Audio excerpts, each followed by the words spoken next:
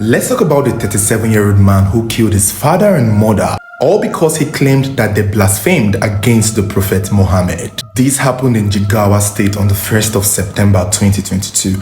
And according to the story, the killer Munkaila Ahmadu, who said he was a gospel singer and dedicated his songs to the Prophet Muhammad, said that his mother and father were opposed to his worship of the Prophet. He claimed that they called him a madman for praising and talking about the Prophet Muhammad. He accused his mother, a 60-year-old woman, of bad-mouthing him to other people, basically obstructing or hindering his success from making it big in the gospel music industry there in Jigawa State. And then the problem with his father was that his father never supported his music, that he kept meeting his father to give him money to, record songs and make music video, that he even told his father that he doesn't smoke, he doesn't do drugs, he doesn't womanize, hoping that his father will support his business. Meanwhile, his father is about 70 years old, but then the father refused. And then he collectively accused his parents for blasphemy.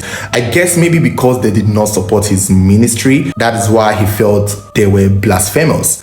He never really did say if his parents said anything against Prophet Muhammad, but he insinuated that they never liked the Prophet Muhammad and that they called him a madman for singing and worshipping and praising the Prophet Muhammad. But what is ironic is that there's a chance that his parents are actually also Muslims. Because you would think maybe they were Christians and he was the one who converted into Islam and they were just, not supporting him.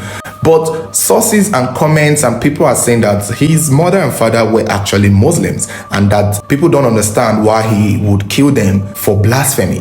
Another detail that may have also fostered his killing of his parents, especially his father, was the personal conviction of Munkaila Ahmadu that his own father, 70-year-old Ahmad Muhammad, was sleeping with his wife. All of this accusation was actually voiced by Munkaila himself. And with all of these things, on the 1st of September, he picked up a mortar pistol and basically attacked the both of them. And after killing them both, he boldly came out to say that he did it.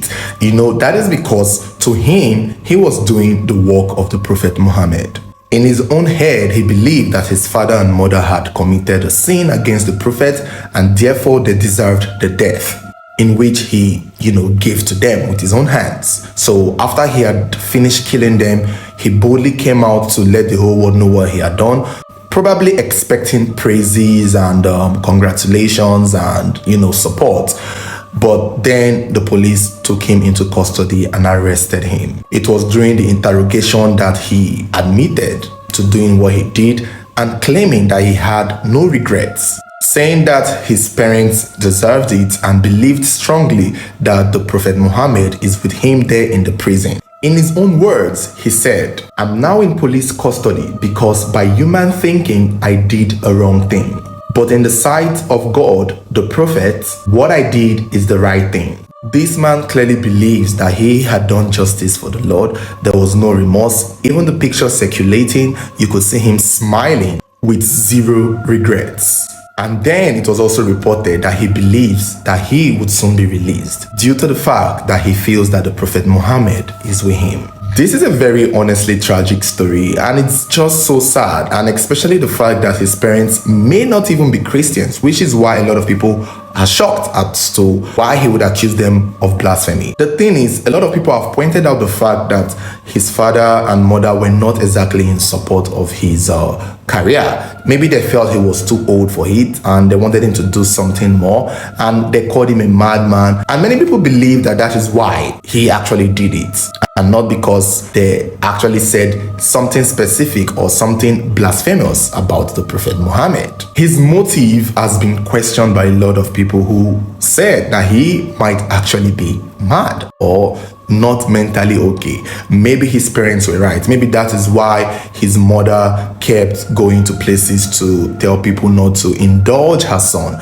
Maybe the guy may not be mentally stable. And I guess he was just not satisfied with the fact that people thought he was insane. But that is what people are just saying. There's still a chance that this man might still be in his right senses when he did this. Truth of the matter is, we've seen these kinds of things. This is not the first time we are seeing someone getting killed because of blasphemy. On this page, we've talked about over 4 to 5 different stories regarding people getting killed due to the accusation of blasphemy. And in all of these stories, every single person accused of perpetrating the killing were all set free. I don't think in Nigeria history anybody who has killed someone due to blasphemy has ever been held accountable.